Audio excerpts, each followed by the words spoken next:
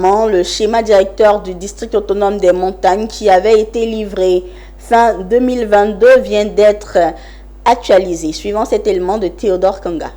Le schéma directeur, pour rappel, est la boussole qui permettra au district de s'orienter aussi bien dans la prise de décision que dans l'exécution et le suivi des travaux dans le cadre du développement local. Cette fois, toutes les forces vives des régions du Tonki, du Guémon et du Cavali se sont investies dans la confection de ce manifeste sous la supervision d'un cabinet d'experts. Si les résolutions qui ont été consignées et paraphées pour être acheminées à la primature n'ont pas été livrées au public, cependant, nous avons eu écho que la réalisation d'infrastructures routières, l'exploitation minière et la valorisation de l'agriculture figurent en pole position dans ce livre de développement. Le schéma directeur, une fois adopté, il deviendra la référence, ce que quelqu'un a appelé la boussole.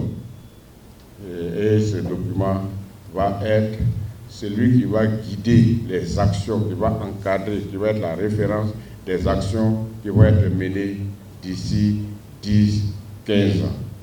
Il s'agira que les uns et les autres nous indiquent quels sont les partenaires qui vont s'ajouter à nos amis de Gaunois pour construire notre région, pour faire de notre district un des districts phares de la République de Côte d'Ivoire. C'est ça mon ambition.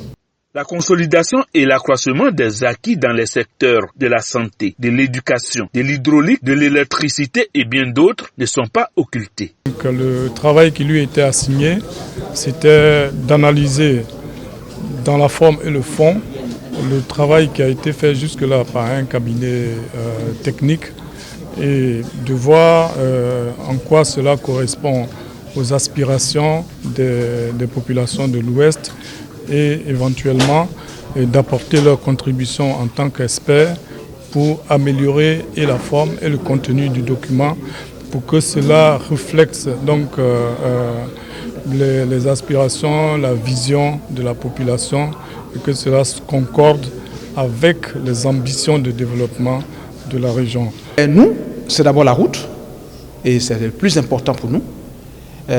Dieu merci, le document a pris en compte, mais l'État même a déjà pris cela en compte. La preuve en est que dans le budget 2023, la fameuse voie Cubliment a été prise en compte et l'État même prévoit réaliser déjà 15% jusqu'au mois de décembre. La voirie interne a été prise également en compte, mais le problème de l'eau et surtout de l'électricité aussi a été aussi relevé. Donc voilà un peu ce qu'on peut dire, sans oublier que les infrastructures scolaires, disons sanitaires, tout cela aussi a été pris en compte dans le document. Et je pense quand même que nous ne pouvons que féliciter les initiateurs de ce projet-là. Le nouvel instrument de l'État en matière de développement local, qu'est le district autonome des montagnes, entend prendre sa part entière, sa place dans l'essor